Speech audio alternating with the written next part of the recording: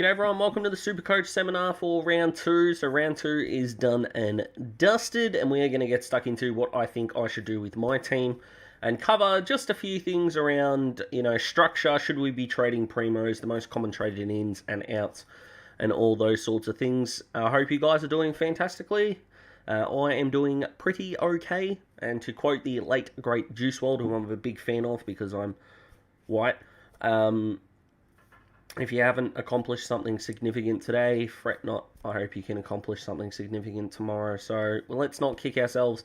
If we're not having a 10 out of 10 day, we can always make tomorrow a 10 out of 10 day if we can. And I hope you guys can do that as well. So let's get stuck into it here. New Zealand, Netherlands on my KO there. Michael Rippon for the Netherlands scored a nice 67 actually. But the Kiwis got the job done pretty quickly, and we kind of got the job done in SuperCoach this week. How's that for a segue? As we hit up 23-44 for Monica Lipinski, just the 1 out of 5 league wins. My opponents this week dominated, and that also includes the misses. So if you're wondering, Dad, where's the energy? Daz, not Dad. Daz, where's the energy? Good grief, how well am I going? Daz, where's the energy? The energy is in the pure and utter arrogance that she's showing at the moment, and she's flying. I might get her team up at some point during the year if she continues on the trajectory that she's on, because she is absolutely flying inside the top 10k. So, well done, Sam. She's flying. Smithy, again, had to beat me at something. He's beaten me in draft. But I got a 10-point win there over James, so I do feel for James there because I lost a draft prelim final last year by 16, I think. So that's not what we wanted, but we did climb 12,439 spots. And if you climb the rankings every week, you know you're improving. That's all we can ask for. We scored over 100 more points this week than we did last week, so we'll take that. Total score's fine. But 27,253, that is only going to go up and up this week. I know it. So let's go to Classic here and go through the sort of shitstorm that I have gotten myself into here. So, not VCing Jack Mcrae. I'll start with that just quickly. Looks like it's been a mistake until Lachie Neale busted out that 198, and then the loophole became easy. But the backline, they all did their jobs apart from Chapman, I'd argue. And here's someone that I'm going to need to look at departing with. But I've actually got 2 strategies that I'm going with. I'm going to show you both of them. And you guys can comment below, let me know what you would do. Excuse me, for a start, that would be awesome. I do have one that I do prefer over the other, but it is still a 50-50 go. And if you guys want to know what I end up going with, go to Daz Talks Footy on Facebook. I'll post up there as well. And once we hit 100 likes on the Facebook page, I'll be doing a Daz Talks Footy quiz with the Rebel Sport voucher as the price. That'll be pretty cool, so go follow that for all the updates throughout the weekend. But the backline all did their job. Mcrae, Steele, good, awesome. Steele keeps his spot for the year, which is probably, the correct reaction, but I don't see a point in trading him now. Neil, fine. Crouch over Cripps, I got to live with that. And then I traded Berry to Lipinski about 20 minutes before the Collingwood game, and that was not worth it. Berry, I think, only had 10 less points than the man affectionately known as the Pinsk. So, look, I've got to cop it. So one of my strategies is correcting the mistake and doing what I would do if I had Berry. And is it justified using Lipinski as the corrector in this case is what I'm going to be looking at. Raul is not a tagger. He won't tag again, but he's that popular. We just got to live with it.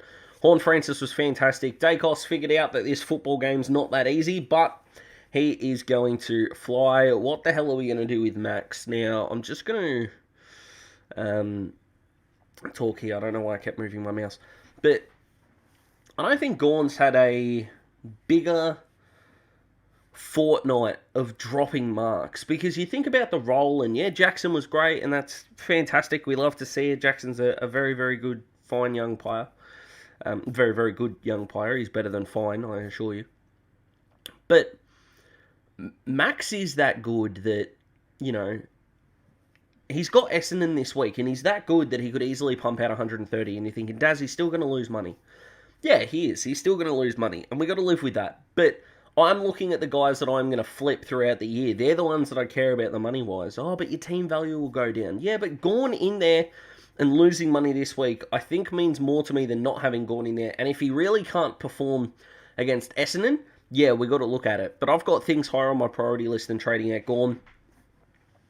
And if Gawn does go 120 in round 3, everyone that traded him out is wrong. That's the thing you've got to take into account. So the question, if you are considering trading out Gawn, is do I think he can hit 120? And if you think the answer is yes, keep him. Just my opinion. Grundy did what Grundy does. That's absolutely fine.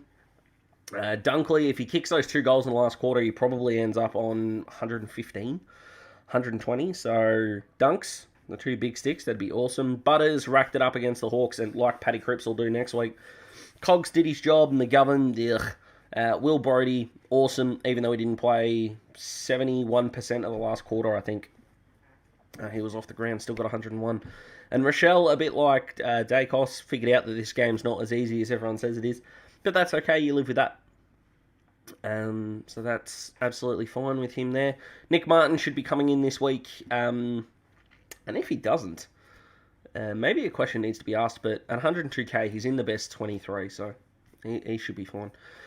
And Jack Hayes is going to make us a lot of money this week, which we love to see. So what are the strategies that I am talking about? Well, I'll show them to you. So let's get everyone sort of in the positions that they need to be. Jack Mcrae plays early, didn't VC him last week, and I don't think it's a mistake to VC him this week again if it doesn't work. If you do want to go down the Dunkley road, Neil is a pretty safe bet, and even if he scores, 50, he could have 50. No other player, well, apart from Brayshaw probably, last week can go through there you go, it's just changed, but a 50-point decrease, and as a captain, you'd still be thrilled. So Mcrae into Neil for me.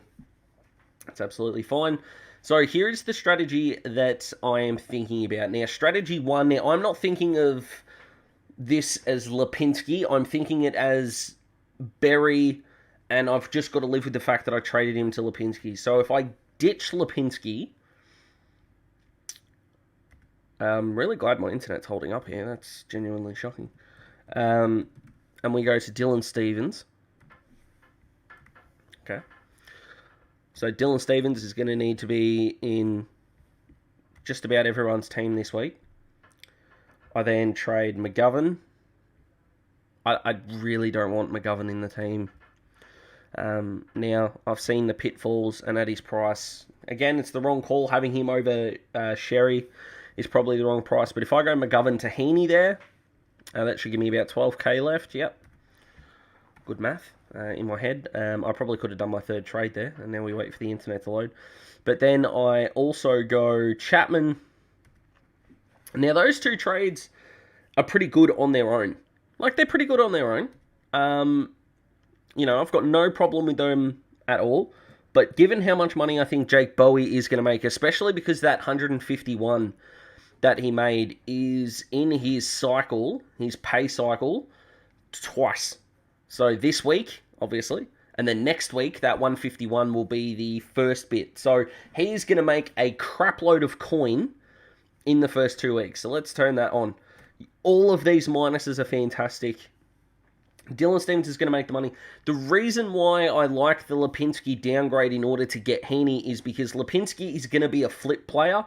Now, Berry was going to be a flip player as well, but I was hoping to flip him at about round 5. Now, I jumped the gun, and I've got to live with that.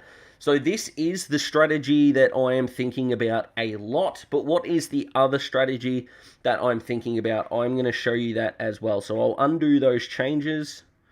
And I'll go, yep, this is probably not fun to watch. I do apologise, but I'm trying to get through it as quickly as I can.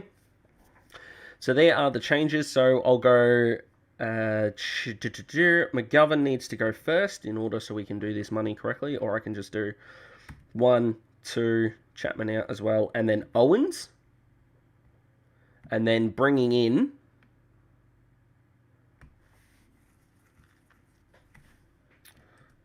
Sherry,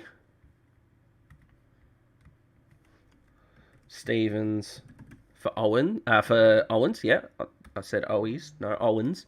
I don't have Matty Owies from the Blue Baggers. And then down back would be Bowie. So Chapman to Bowie is definitely happening. It really is.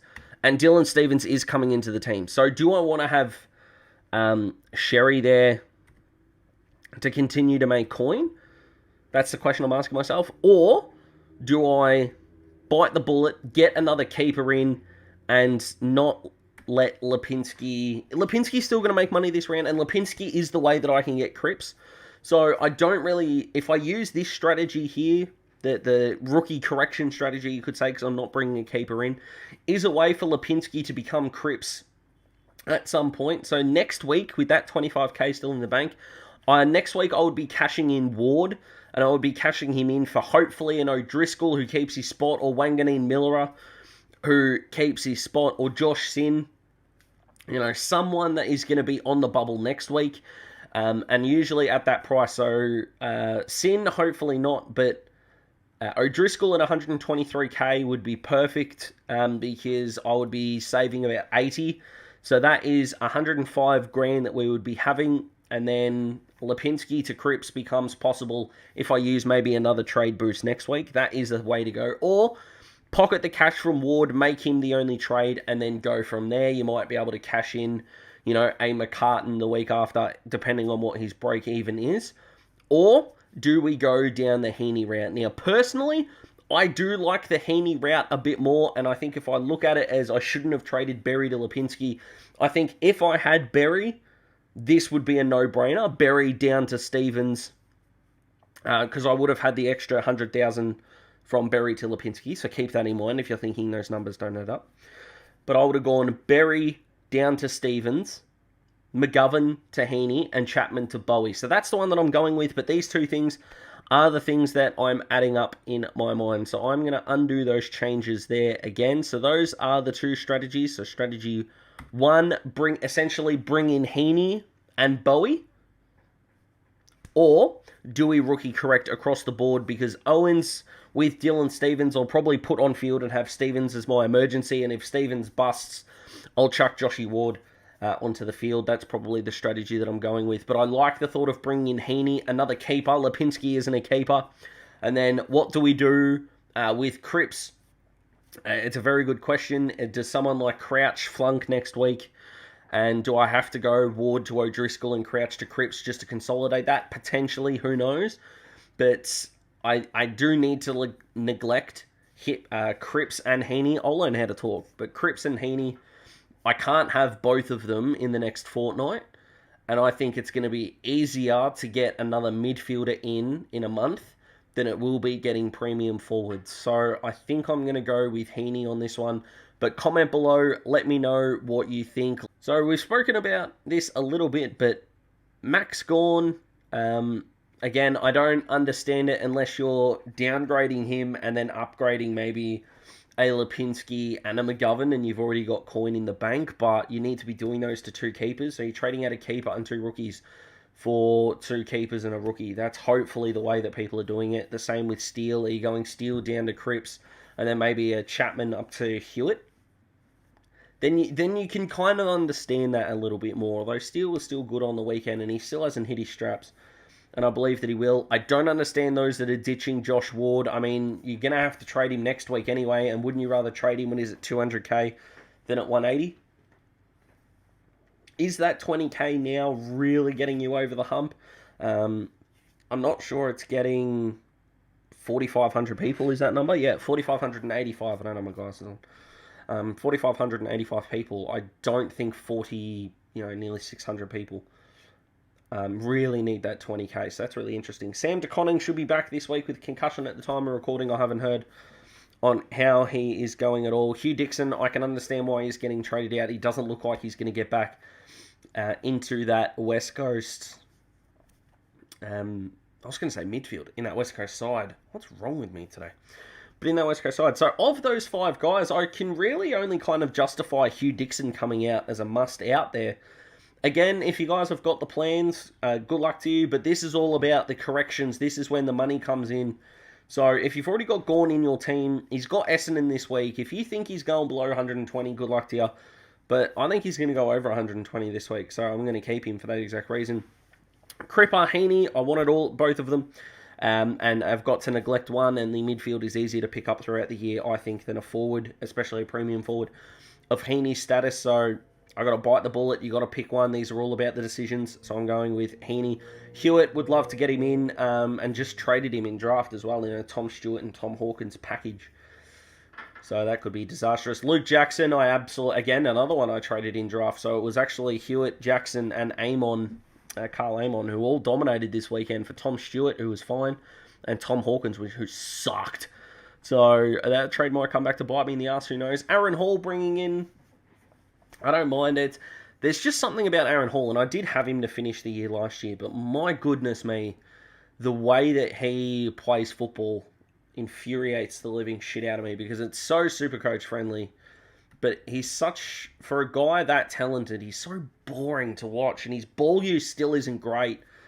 And, you know, he's not going at 100% pace. Get him on the outside. Why can't he play the way that North are trying to do Taron Thomas? Just doesn't make sense to me. So, the trades that it looks like I'm going to go with, guys, so I'm going to get rid of Chapman. I got it wrong, Chapman over Bowie, so I've got to correct that. Lipinski's got to go. So I'm trading out three flip guys, essentially, for 2 flip guys and a keeper. So I'm +1 in the keeper stakes this week. Now, taking 3 trades to get there isn't great, but the 2 rookies that are coming in for 2 rookies that are coming out are still going to make more money than the guys going out. So financially, it makes sense, which we love. If I typed that correctly, yes, I did. Go me. So Heaney there, Stevens. Type that in as well. And I finish it with Bowie. So VCing Jackson Mcrae and captaining Lockie Neal. That is where I'm going to go there. I'll complete that trade. Goodness me, that's the last thing that I need. So I'll complete that. Easy peasy. And this is where the internet wants to bugger itself up. But that'll load in time. I'll correct the changes on the bench. I'll do that now. So we've got Dunkley, Heaney, Butters, Canelio. So that's 4 keepers in the forward line, guys. So only 2 to go. So with Brody, Rochelle, Martin, and Hayes, hopefully down the line, Hayes and Martin will be downgraded once they make the money. Well, it's probably going to be Hayes and Rochelle downgraded first. And then Will Brody is going to be an upgrade down the line. Who is that going to be to? I don't know yet. Round 6, the DPP is going to get really, really interesting. So hopefully we have a rise in the rankings this week. I've also got the 5 keepers in the midfield. Hopefully Crouch stays a keeper for me. That would be great. And the 3 keepers are still down back, but Bowie is going to get me to the 4th a lot quicker than Chapman will. So that's all from me, guys. I apologise if it hasn't been Daz at his absolute best. I hope you're well. Let me know what you think. Comment below. Let me know if you're playing me this week. Jump in the comments and give me all the trash that you like, because it's you guys have had a good run so far against me in the league. So take it easy, guys. I hope you're well. Have an awesome day tomorrow. Goodbye.